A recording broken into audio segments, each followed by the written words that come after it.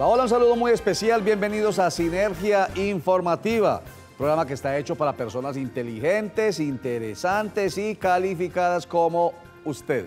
Qué bueno que estén con nosotros. Información política y administrativa, con la certeza de que lo que aquí se dice con nuestros invitados está cruzado por decisiones políticas y administrativas. Hoy, por ejemplo, vamos a hablar de educación y se van a dar cuenta, son decisiones desde el alto gobierno las que afectan la calidad de vida de los docentes, la calidad de vida de los estudiantes, en consecuencia la calidad de la educación. Pero eso será enseguida, después de esta información. La ministra de Vivienda, Ciudad y Territorio, Elsa Noguera, celebró como un gran avance para el sector constructor de Colombia el que se haya aprobado el proyecto de ley de vivienda segura. Inmediatamente se le viene a uno a la cabeza el edificio Space, ¿cierto? Bueno, dice Elsa Noguera que ahora los colombianos tendrán la certeza de que los controles en la construcción de vivienda en el país va a ser absolutamente rigurosa. Cerca de 2 millones de afiliados al Fondo Nacional del Ahorro tendrían la posibilidad de pagar 0% de intereses en los créditos educativos. De acuerdo con un proyecto de ley que fue aprobado en tercer debate en la Comisión Tercera del Senado de la República, los estudiantes de los estratos 1, 2 y 3 priorizados en el Sisbén no van a pagar, repito, intereses, 100% exonerados de los intereses de sus créditos educativos. El director del área metropolitana del Valle de Aburrá, Eugenio Prieto Soto, celebra que la consulta popular de Envigado ya no tenga problemas de financiación, como lo habíamos dicho en días pasados. Recuerden que esta consulta popular, que se va a llevar a cabo el 10 de julio próximo, es un mecanismo de participación mediante el cual los envigadeños podrán decir sí o no apoyan el ingreso del municipio de Envigado al área metropolitana del Valle de Aburrá. Eugenio Prieto Soto dice, ojalá participe la gran mayoría de personas habilitadas, cerca de 225.000 personas de Envigado, y ojalá voten por el sí, porque la calidad de vida que hoy está demostrada en Envigado necesita el acompañamiento de un gran socio, como es el área metropolitana del Valle de Aburrá, insiste Eugenio Prieto Soto. Y la ministra de Trabajo, Clara López Obregón, dice que le parece maravilloso que se haya aprobado en el Senado de la República una decisión que beneficia a las mujeres del servicio doméstico, a las personas en general, porque no solamente son las mujeres, las personas que trabajan en el servicio doméstico. ¿Cuál es? Que en adelante se les tendrá que pagar una prima de servicios. Esta es Sinergia Informativa para personas inteligentes, interesantes y calificadas como ustedes y como nuestra invitada del día de hoy. Ella es Marta Rocío Alfonso Beltrán. Bernal. Bienvenida. Ella es dirigente de la Asociación de Institutores de Antioquia, ADIDA, y de la Federación de Trabajadores del Sector Educativo, FECODE. Así es. Bienvenida. Bueno, muchas gracias, Roger, por tener el programa y a quienes en este momento nos televisan. ¿Cómo le parece a usted la noticia que tiene que ver con el Fondo Nacional del Ahorro? Ya en tercer debate, en la Comisión Tercera del Senado de la República, 0% de intereses para los estudiantes de más bajos recursos en el país en sus créditos educativos. Bueno, obviamente aquí en Colombia hay una necesidad muy fuerte para que digamos, la gran parte de la población, la gran mayoría, puedan acceder realmente a la educación superior de calidad. Sí. Digamos que es una buena noticia, pero esto debe estar acompañado precisamente con un fortalecimiento de la educación pública para que realmente ellos no tengan que pagar, sino acceder a las universidades. O sea, cero pago. Sí. Claro. Bueno, ese es el gran sueño, pero muy complicado. Universidades públicas como la de Antioquia, por ejemplo, como la Nacional, por ejemplo, que tienen grandes dificultades económicas, porque es que, rico, personas que paguen 250.000 pesitos por semestre, realmente así es muy difícil que se sostenga una universidad, si no está detrás el Estado apoyándola. ¿Y usted cree que eso es posible con tanto sueño que tenemos precisamente de una universidad pública, cuando hoy precisamente ante las dificultades económicas casi que se está pensando en privatizar las universidades? Claro, pero nosotros sabemos que para un Estado y para la proyección de un país, la educación y la inversión, como dicen que se hace en educación, nunca se pierde. Ajá. Lo que hay que mirar es realmente dónde se está centrando, qué programas se están fortaleciendo, cómo se están acompañando los estudiantes, porque uno de los problemas más preocupantes es la deserción, Sí. que no basta con que se cubra la matrícula, sino las condiciones de los Claro. estudiantes para poder ir a estudiar y los acompañamientos en lo académico y en lo pedagógico. Porque un estudiante con hambre no estudia. Un estudiante con el estomaguito vacío, pues ¿qué tiene que hacer? Salir. No, mejor dicho, no se concentra inicialmente y no estudia. Por eso también hay que reconocer al Estado a través de la descentralización en sus entidades territoriales, gobiernos departamentales, gobiernos municipales, lo que se hace hoy en día, que es, por ejemplo, entregarles un tiquete escolar a los estudiantes, eso es loable, o incluso invitarlos a desayunar, almorzar y tomar el alguito en los restaurantes escolares. Eso se está haciendo en este Estado social de derecho, eso es loable. En algunas, sí. Por ejemplo, en la de Antioquia hace unos años se volvió a reabrir restaurantes. Ah, en la universidad. Pero, yo estaba hablando, sí, yo estaba hablando de la básica. De la básica, Sí, pero en las universidades también. En el caso de la de Antioquia, que eso hubo incluso un paro en el cual se acordó un restaurante estudiantil que ha solucionado en un número a estudiantes afectados, porque aquí hay muchos estudiantes de provincia, Sí, claro. de barrios populares que les quedan muy difícil.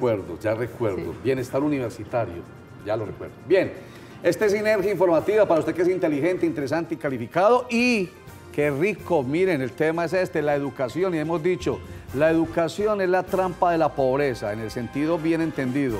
Si no estudian en esa familia pobre, va a haber un círculo vicioso de pobreza perpetua. En cambio, si el niño empieza a estudiar, será un joven mañana y un adulto mañana que va a ayudar a su familia a salir de la pobreza, y viene, por supuesto, la herencia de sus hijos ya estudiando, y así se rompe ese círculo vicioso y se convierte en un círculo virtuoso.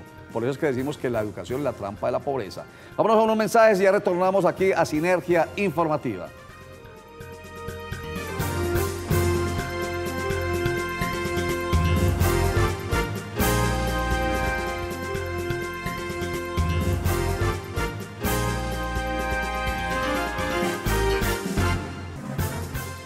Volvemos a Sinergia Informativa. Estamos hoy con Marta Rocío Alfonso Bernal. Ella es miembro de los equipos de ADIDA y FECODE, Asociación de Institutores de Antioquia, ADIDA, y de la Federación Colombiana de Trabajadores de la Educación, FECODE. Y vamos a hablar sobre la crisis, eterna crisis. Desde que me conozco, yo creo que desde que se conocen, estábamos oyendo hablar de paro de maestro, siempre casi que por lo mismo. Vamos a ver esta nota, Marta Rocío, y ustedes, amigos inteligentes, interesantes y calificados, de la protesta que realizaron, una marcha que realizaron los docentes, pensando primero en el problema de la salud que tanto los afecta a ellos y a sus familiares. Veamos. Centenares de maestros salieron a las calles de la ciudad de Medellín por los incumplimientos del gobierno nacional y el pésimo servicio de salud que reciben. Hoy los contratistas realmente no vienen garantizando un buen servicio médico asistencial, y de igual forma el gobierno no viene invirtiendo los recursos para salud. Afirman que hay represamiento de citas con especialistas y cirugías. Más o menos tenemos más o menos donde presumimos, tenemos alrededor de 200 o 300 cirugías represadas a la fecha, que son de años anteriores, medicamentos de control. Tenemos situaciones donde se han presentado cierre de servicios en los municipios. El sindicato dijo que si la situación continúa, dan inicio a un paro indefinido. Muy bien, ahí está, ahí lo vieron. ¿Cuál es el problema de ustedes? Recuérdenoslo, por favor, Marta Rocío. Bueno, como le expresaba... El de salud inicialmente, sí, claro. O sea, el paro fue convocado por un punto central, que es el de salud, y otras situaciones que se están presentando frente a reglamentaciones. Particularmente frente a salud, como le expresaba el directivo de ADIDA, nosotros tenemos un fondo de prestaciones donde van lo que corresponde a salud, pensiones y todo lo que es prestaciones sociales. Por ejemplo, para este año el gasto es más o menos de 9 billones de pesos. Esa plata de salud existe porque la aporta 9 billones de pesos. La aporta la patronal, pues el gobierno, Ajá. las entidades territoriales la debe de aportar porque corresponde, hace parte de nuestro salario, y la parte, el 4% que todos los trabajadores aportamos. ¿Qué pasa? Esa plata para salud está. Y, digamos, hay una exigencia de cubrimiento de todo lo que significa nuestro proceso de salud, ¿cierto?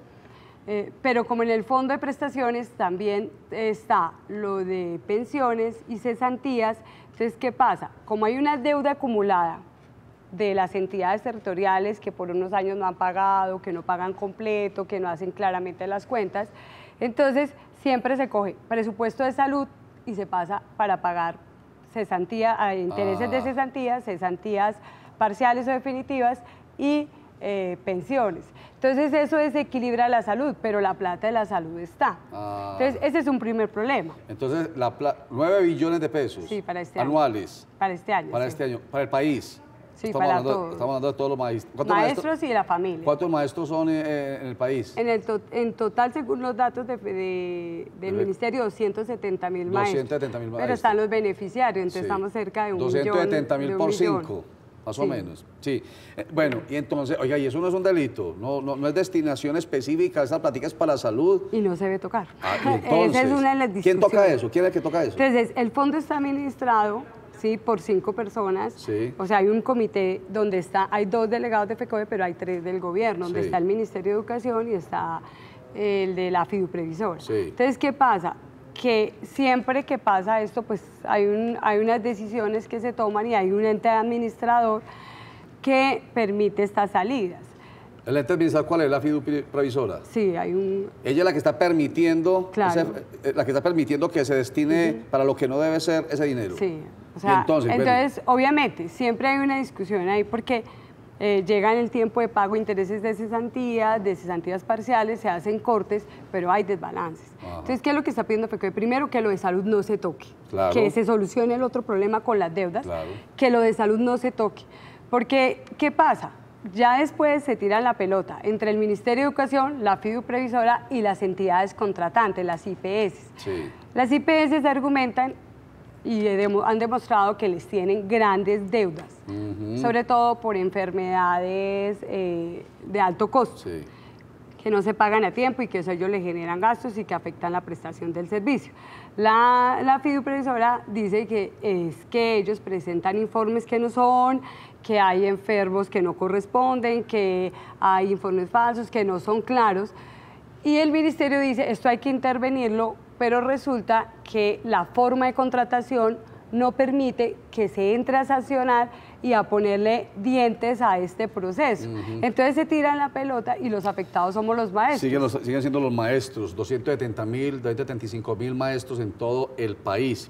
Bueno, y entonces, eso es un problema de todos los años, de toda la vida. De todo el tiempo, vea. Entonces, ayer aquí las maestras que iban a hacerse la citología les decían, ya no hay contratación, pague la citología. Entonces, ¿qué es lo que estamos peleando así fuertemente? Primero, porque se mantenga el modelo de salud de los maestros. Nosotros no con eso no peleamos. Segundo, que no se toquen los recursos que son para salud. Y tercero, que se organice en esta nueva contratación que hay en junio los contratos de tal manera que se sancione al que lo incumpla. Si la FIDU no paga, que cumpla, y si no paga... ¿Y quién va a sancionar? El ministerio tiene que ponerse al frente. ¿Y el ministerio tiene dientes para hacerlo? Ayer, digamos que el acuerdo que se hizo fue una mesa de trabajo para revisar todo el proceso de contratación y dar esas garantías, y otra para mirar el proceso de las asignaciones presupuestales y los seguimientos. Bueno, entonces se supone que hubo una mesa con unos acuerdos y ustedes esperan que ya el ministerio haga cumplir. Eso esperamos. Bueno, eso esperan. Mientras tanto, pues ya saben ustedes, problema eterno, siempre hemos oído hablar del bendito problema del magisterio. En este momento no hay problema del pago para ustedes, que era uno de los temas recurrentes, que es que no les pagan a los maestros, les están incumpliendo con el pago y entonces tenían que entrar de paro en paro permanentemente? Bueno, digamos que antes el salario de los maestros, acuérdese que dependía de rentas como el de las licoreras. Sí. En este momento, una cosa que logró la Constitución fue que los recursos para educación y el pago de los maestros fuera del Sistema General de Participaciones o transferencias. Sí. Eso tenía una fórmula que era coger los impuestos que entran de la Bolsa Nacional y se repartían a todas las entidades territoriales según el número de estudiantes que tenían matriculados. Sí. Pero también, eso no es solo para educación, sino para salud y saneamiento básico. Sí. Sistema General de Transferencias. Sí, de participación. Sí, de participación, o sea, la platica que llega al gobierno central, al gobierno nacional, lo reparten equitativamente. Entonces, en el Chocó hay más poquitos estudiantes, más poquita plata. En Antioquia hay más estudiantes, más plata. La pregunta es, ¿eso es equitativo? Decididamente, uno dice, ¿cómo puede ser equitativo cuando trasladar un maestro o las condiciones de un maestro que se va a enseñar al Chocó están en unas condiciones de distancia, de capacitación, de formación, que no se compara con estar en Medellín? O sea que no es la forma de repartir equitativa, porque no es porque hayan más poquitos que se les debe dar más poquito dinero, sino que a las condiciones más extremas hay que darle más. En Chocó, por ejemplo, debería haber un esfuerzo económico mayor a través de la repartición de esos dineros del Sistema General de Participación o las transferencias. Enseguida continuamos hablando sobre el tema que es interesantísimo y espero que a ustedes les esté pareciendo importante, porque estamos hablando de la salud, uno de los principales servicios públicos que debe garantizar. Perdón, la salud no, la educación. La salud. Bueno, la salud también, obvio, es un derecho fundamental, los dos son derechos fundamentales, salud y educación. Estamos hablando de la educación, uno de los derechos fundamentales que debe garantizar el Estado para brindar garantías de dignidad humana a los colombianos, de bienestar general a los colombianos, para que seamos felices, que eso es lo que busca nuestro Estado social de derecho. Unos mensajes y ya retornamos. Vamos a ver la frase, antes de que nos vamos a mensajes, hay una frase, Marta Rocío, en cuanto alguien comprende que obedecer leyes injustas es contrario a su dignidad como hombre, ninguna tiranía puede dominarle. Enseguida la comenta.